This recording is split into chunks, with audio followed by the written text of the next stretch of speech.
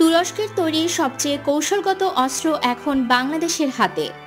বাংলাদেশের কৌশলগত অস্ত্র ভাণ্ডারে বর্তমানে সবচেয়ে উল্লেখযোগ্য নাম তুরস্কের তৈরি TRG-300 কাপলান।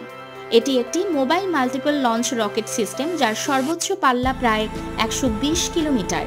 সীমান্ত এলাকায় অবস্থান নিয়ে মুহূর্তেই অবস্থান পরিবর্তন করে শত্রুর গভীরে নির্ভুল স্ট্রাইক করতে পারে এই অস্ত্র। যুদ্ধক্ষেত্রে বারবার অবস্থান পরিবর্তন করে নির্ভুল লক্ষ্যভেদ এবং গভীরতর আঘাতের সক্ষমতা এটিকে একটি আদর্শ ট্যাকটিক্যাল প্রিসিশন স্ট্রাইক সিস্টেম হিসেবে প্রতিষ্ঠা করেছে। বিভিন্ন সামরিক বিশ্লেষকদের মতে বাংলাদেশ হয়তো এরই মধ্যে তুরস্কের খান ব্যালিস্টিক মিসাইল গোপনে সংগ্রহ করেছে। এই মিসাইলটির রেঞ্জ প্রায় 280 কিলোমিটার, যা আমাদের আঞ্চলিক প্রতিরোধ সক্ষমতায় এক নতুন মাত্রা যোগ করবে। যদি এটি সত্যি হয়ে থাকে, তবে এটি হবে বাংলাদেশের প্রথম semi strategic deep strike capability, যার মাধ্যমে দেশের মাটি থেকে শত্রুর অভ্যন্তরে গভীর আঘাত হানার বাস্তব সক্ষমতা অর্জিত হবে।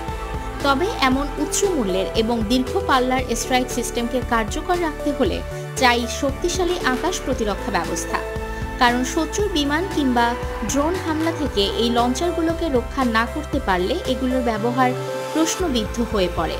এজন্য প্রয়োজন Irish TSLM or SLX, sky sabre কিংবা সমমানের MR SAM ক্লাসের আধুনিক এয়ার ডিফেন্স সিস্টেম।